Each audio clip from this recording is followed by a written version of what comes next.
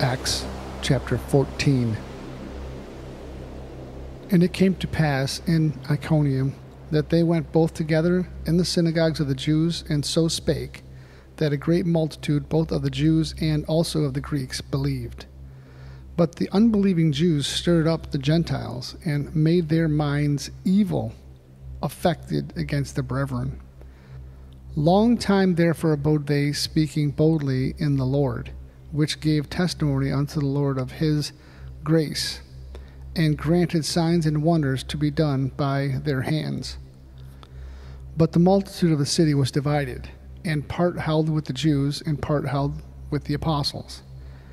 And when there was an assault made both of the Gentiles and also of the Jews with their rules, to use them despitefully and to stone them, they were aware of it, and fled unto Lystra and Derbe, cities of Lycaonia, and unto the region that lieth round about. And there they preached the gospel. And there sat a certain man at Lystra, impotent in his feet, being a cripple from his mother's womb, who never had walked. The same heard Paul speak, who steadfastly beholding him, and perceived that he had faith to be healed, said with a loud voice, Stand upright on thy feet. And he leapt and walked. And when the people saw what Paul had done, they lifted up their voices, saying in the speech of Lycaonia, The gods are come down to us in the likeness of man. And they called Barnabas, Jupiter, and Paul, Mercurius, but he was the chief speaker. Then the priest of Jupiter, which was before their city, brought oxen and garlands unto the gates, and would have done sacrifice with the people.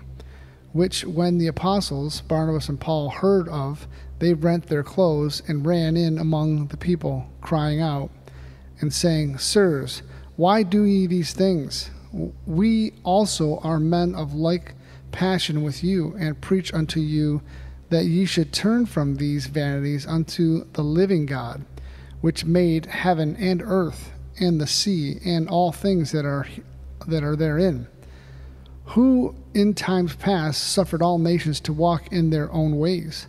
Nevertheless, he left not himself without witness, in that he did good and gave us rain from heaven and fruitful seasons, filling our hearts with food and gladness.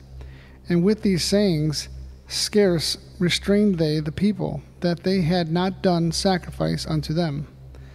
And there came thither certain Jews from Antioch and Iconium, who persuaded the people, and having stoned Paul, drew him out of the city, supposing he had been dead. Howbeit, as the disciples stood round about him, he rose up and came into the city, and the next day he departed with Barnabas to Derbe. And when they had preached the gospel to that city, and had taught many, they turned again to Lystra, and to Iconium, and Antioch, confirming the souls of the disciples, and exhorting them to continue in the faith, and that we must through much tribulation enter into the kingdom of God. And when they had ordained them elders in every church, and had prayed with fasting, they commended them to the Lord, on whom they believed. And after they had passed throughout Pisidia, they came to Pamphylia. And when they had preached the word to Perga, they went down into Attalia, and thence sailed to Antioch, from whence they had been recommended to the grace of God for their work which they fulfilled. And when they were come and had gathered the church together, they rehearsed all that God had done with them, and how he had opened the door of faith unto the Gentiles. And there they abode long time with the disciples.